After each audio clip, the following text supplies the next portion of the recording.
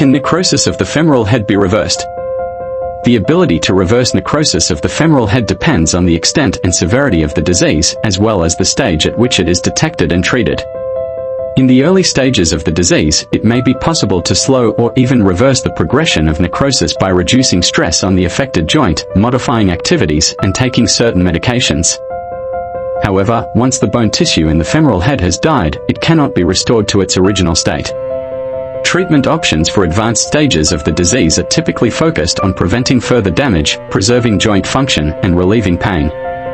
In some cases, surgical options such as core decompression, bone grafting, and joint replacement surgery may be recommended to treat advanced stages of necrosis and improve joint function. However, the success of these treatments depends on a variety of factors, including the extent of damage and the individual patient's response to treatment.